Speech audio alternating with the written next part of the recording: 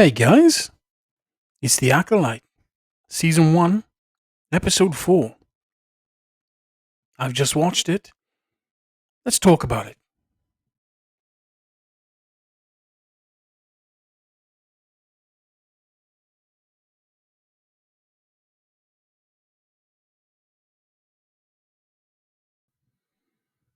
We open up on Kofar, and the Wookiee Jedi, looking like a very much retired gentleman wearing only a robe, and I have to wonder, are all Wookiees nudists? We see him in Episode 3, and the dude's wearing full Jedi robes and boots. Yet here he is, wandering the forest in nothing but a robe and a bandolier. This dude's living the life.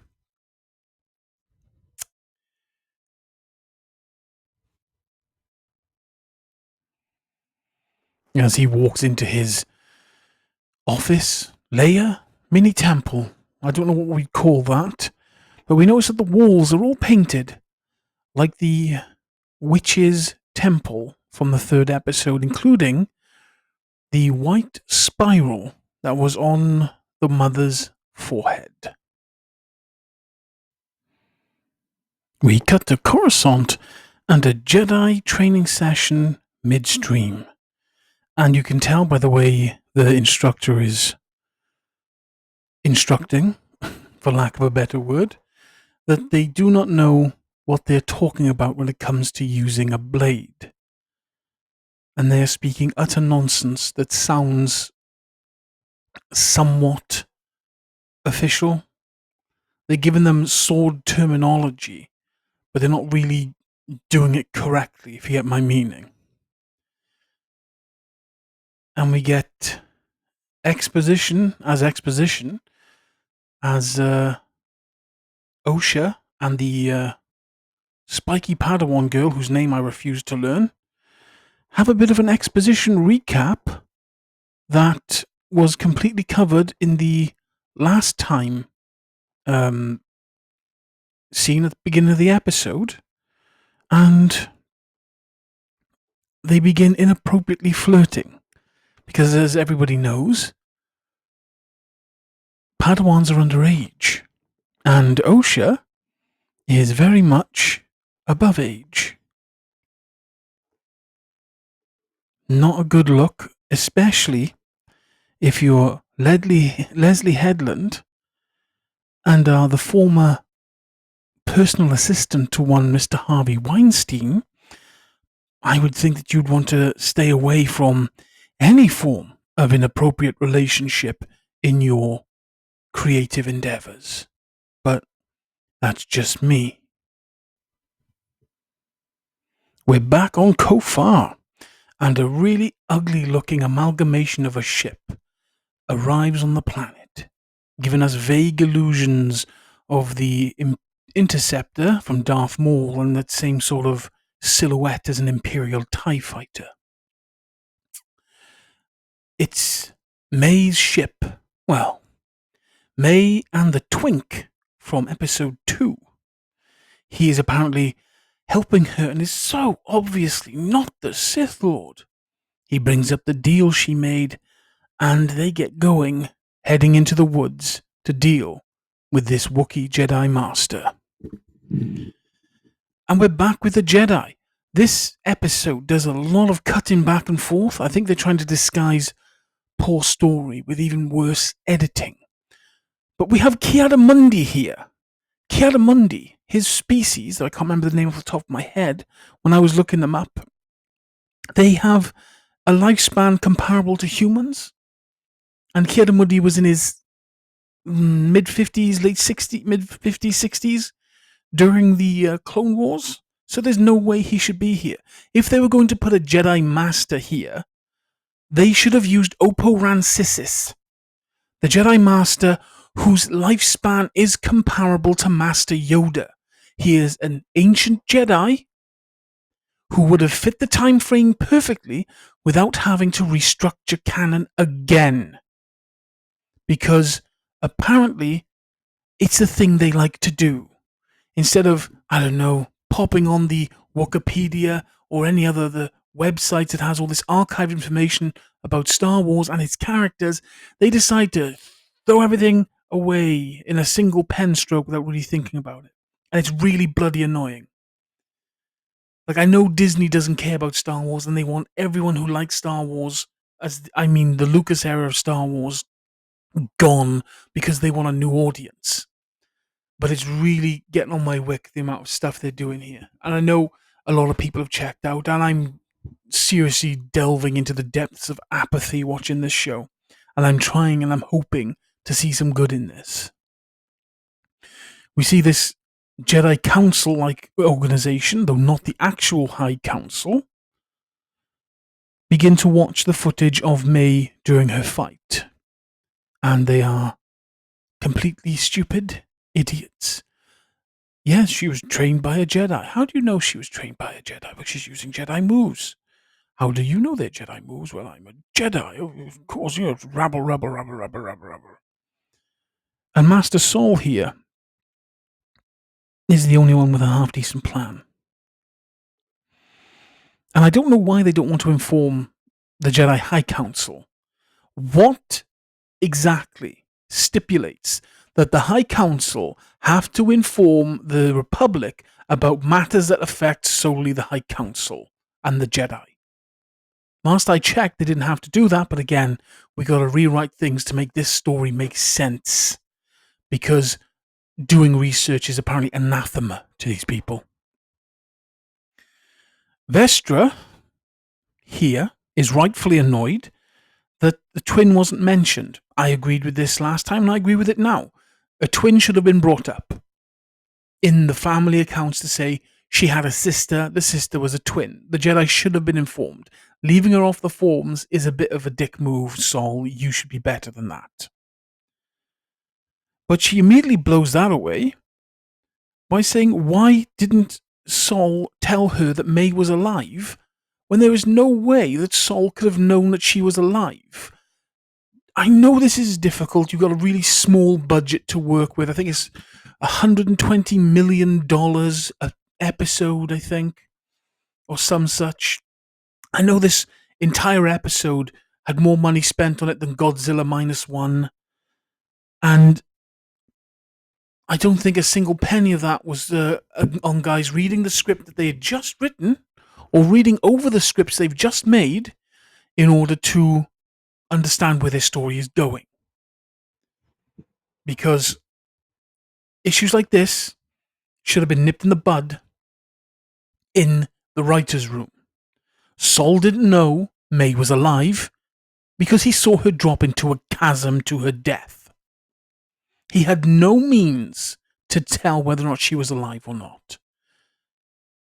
Venestra here, berating him on this point, goes to show how inept and stupid she is as a Jedi Master. And we have Saul here trying to navigate this just ridiculous woman. And apparently they got trigger-happy Jedi, and he wants to bring May in alive so they can find the Master. While Venestra here is quite happy to send a trigger-happy Jedi who will probably try to kill her. It does not get better from here, folks. It really does not. We're back with May, and we have some more exposition here as they continue on their quest to find the Wookiee Jedi in the woods. And the twink tries manipulation here and kind of fails. It's the bare basic technique for the Sith to twist people's emotions against them. And this guy is absolutely failing at that. I don't think he's the master. I genuinely think he's the apprentice who's trying to create an apprentice of his own so he doesn't have to go searching for one when he's a master, kind of like Sidious did with Maul. We cut back to Coruscant. As Osha is on her way to a ship, she gets intercepted by your friend and mine, Master Saul. They talk about May, and Osha's not sure if she can actually bring her in, but Master Saul convinced her they should try to bring May in, and they're setting up here for a face turn in a character that did something as irredeemably evil as manipulating someone's emotion so they off themselves. That's a tall order, people. That's a real tall order. And we cut now to inside the ship on the way to the planet. Osha is trying to concentrate on Yord's briefing, but her little robot is distracting her by this little beaver creature. It seems to have a little argument with it before it blasts it with water, upsetting the creature. Osha then decides to go and have a conversation with Padawan Girl again. And we see the ship drop out of hyperspace after a brief bit of flirting between the two, and the ship lands on Kofar. Osha still has that blaster from episode 2, and Yord, like the officious prick he is, demands to have the blaster back. The blaster she's had since episode 2. So she's had that blaster on the entire journey to Coruscant, on Coruscant, in the Jedi Temple, in public, in that one area where she met Sol, and on the ship, and now on this planet, after probably hours, maybe a day of having this thing on her, now Yord wants it back. Yord really needs to set his priorities straight. But just as the two begin to really talk again, Sol senses something in the forest. Something that distracts him long enough to draw the attention of the others. Spiky Jedi Padawan Girl comes back from trying to find out where the Master went, and they only know that he went into the forest and never came back out. So they take the beaver creature, potentially a slave, I don't know, and they send him into the woods to begin tracking the Jedi Master. And on the journey, we have a nice bit of exposition between Osha and Yord, where Osha asked Yord to be the one to take the shot because she doesn't think that she can do it against her own sister. And as Yord agrees, we shoot back to May and the Twink. They are close to the Wookiee. And then we jump back to the Jedi.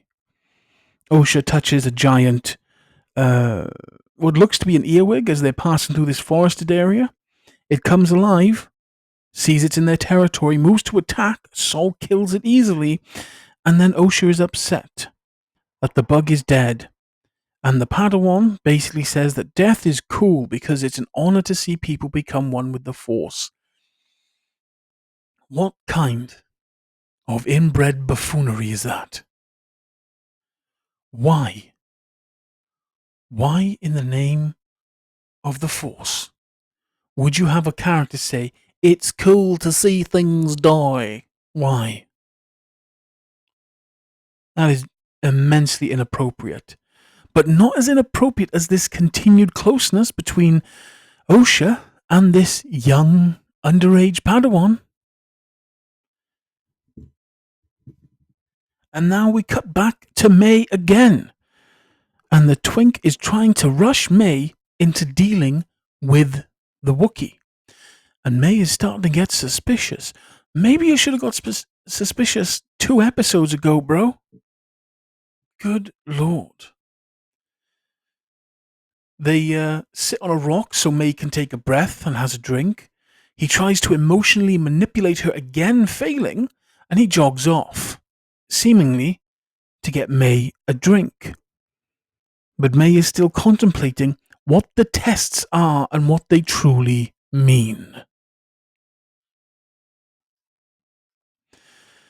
And the Twink makes no effort to get her back on task at all here. I'm just going to make that clear, that this is him absolutely showing his hand as being either the Sith Lord or the Sith Lord's apprentice.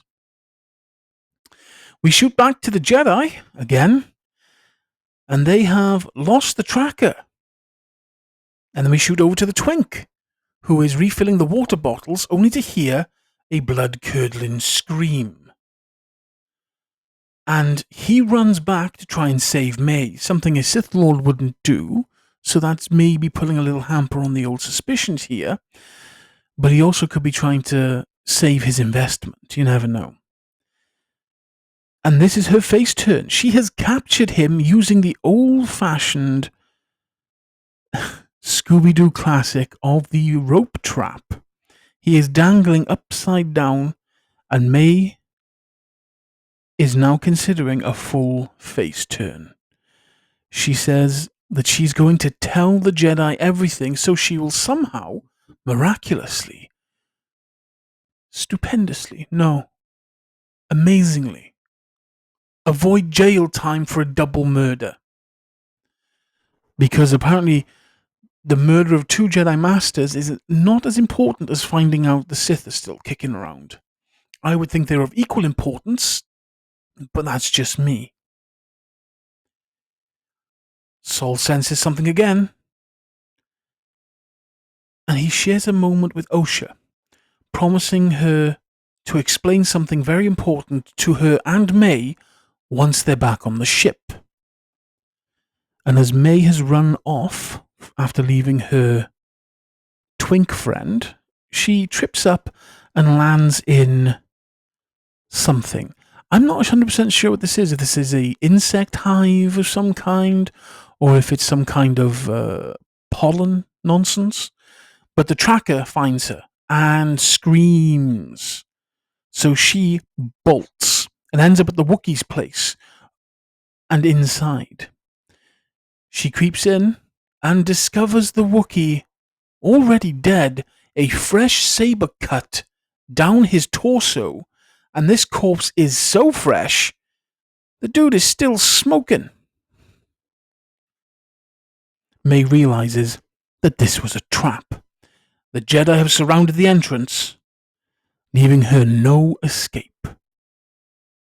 They demand that May comes out, only for Saul to sense something again. Something coming from behind.